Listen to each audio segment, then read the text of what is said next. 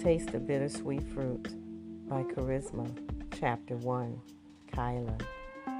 Damn, baby, you know we need to argue more often, I screamed out in ecstasy, pulling DC's long, smooth locks until he moaned painfully. No, we don't. Let go of my head, girl. That shit hurts, he replied while rubbing his sore scalp with his fingertips. I'm sorry, boo. You know how I get when we make love. DC licked his luscious full lips and told me, yeah, I know. That's why we don't need to argue. It leads to this violence. My violence had interrupted our beautiful rhythm to allow him to massage his wounds. DC whispered sweet things in my ear and gently kissed each lobe. I slowly and passionately stroked on top, all the while screaming his name. He palmed and savored my brown apple bottom, moving it up and down to his cadence. He looked at me as if he could eat every morsel of my sugary caramel. I could tell he was ready to explode. He began to thrust harder and faster to complete his mission. Slow down, baby. Let's take our time. I'm enjoying every minute of this, I said, trying to savor another dose of DC's good loving. Everything was so sensual and beautiful. I wish I could have preserved the moment forever. I was completely taken in by the sweet aroma of vanilla-scented candles lingering in the air, as well as the smooth sounds of contemporary jazz in the background. As I licked him from head to toe, I could taste the salt on DC's skin, his sexy, smooth chocolate frame, a sculptured work of art, was perfect in every way. The feel of his warm, moist body next to mine was like bathing in smooth buttermilk. I would have been crazy not to be totally drawn into his presence. I laid slowly on DC's chest, biting hungrily on his neck. I could tell DC wanted to ask me to stop, but it felt so good he couldn't get the words out. He knew he would pay for the love bites later, with the stinging sensation and purple bruises he would usually endure. He told me over and over he didn't like passion marks, but he knew I couldn't help it. He finally gave in and decided to stop complaining about it. I could tell he loved me every time I saw his face. The love was overflowing from the warmth of his embrace, the width of his broad pearly white smile, and the intensity of his big brown eyes. He used to tell me all the time he wanted to marry me, but he felt he had nothing to offer a wife. He constantly dwelled on how he had no car, no place of his own, nothing but a high school education and a sad excuse for a job, as he put it.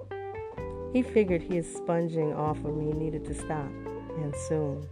DC startled me back to reality. Baby, you all right? You got quiet all of a sudden. It's not like you to be this quiet. Yeah, I was just thinking about how good you feel.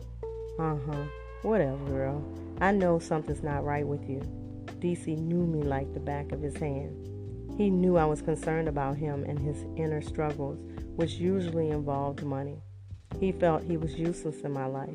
I would always tell him everything was going to work out, and I would always be there for him. I loved and respected DC, even if he didn't have much, because he always worked hard to make it. I knew about his grim background and understood why he struggled so much. His family lived in Bronx, New York, poor and unhappy, until his mother died in 1999 of lung cancer at the early age of 55. DC was very close to his mother. He loved her more than anyone or anything in the world. His father, who still lived in Brooklyn, New York, had always been in and out of DC's life since the beginning. His parents never married. DC's father always had a couple of girlfriends at a time, which he usually used for money and shelter. He never did stay in one place long. He was just a rolling stone, as the Temptations would say.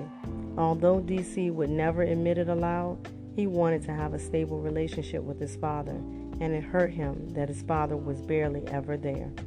His older brother, Vay, never was a supportive type either, and was rarely there for DC when he needed him. Needless to say, they were not close emotionally, even living as roommates for almost 5 years. My distant thoughts were interrupted again when DC remarked, "Everything will be all right as long as you're here with me, Kai." So stop worrying about me and get back to business, woman, he said jokingly. DC flipped me over again and began to thrust hard and deeply inside of me again. I was enjoying every minute of his good loving and forgot where my mind had gone for the moment. I quietly moaned, gently biting my bottom lip. Then he hit my spot. Oh, shit. Keep going, baby. Okay, I'll deal with you later. I ain't gonna forget what we need to talk about, though. After I work your shit out, we're going to sleep, alright? DC joked, but he really wanted me to forget what I was preoccupied with. Discussing his problems was not his forte. Only if he brought it up, or I brought it up, he would open up to me.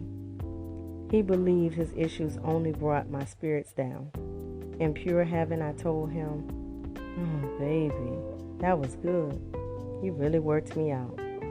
Then I teased him a little. "All right, we can go to sleep now. I'm done." I started laughing aloud. He hadn't noticed I had my second orgasm while he was talking. "Oh, no, you don't. I'm going to get mine.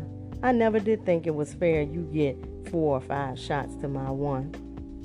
"'Cause you got it like that, boo," I told him. He asked me, "And you don't?" "You know I do. We can go another round if you can hang. I'm going to work your shit out after this." "I'm out for the count after this." "Oh, shit." DC said, barely holding on to consciousness. "I'm out for the count, baby. Good night." He softly rested his head on my chest, and I said to myself, "Good night? Huh? See how you do? Talking about me," I said, giggling aloud. He was good in sleep before I could say another thing. Then it dawned on me. DC had slipped out of consciousness to avoid talking. I guess it was a good thing anyway. I thought about it. Why ruin an otherwise pleasurable experience? Eventually, I fell asleep myself, very content and satisfied. End of chapter 1, A Taste of Bittersweet Fruit.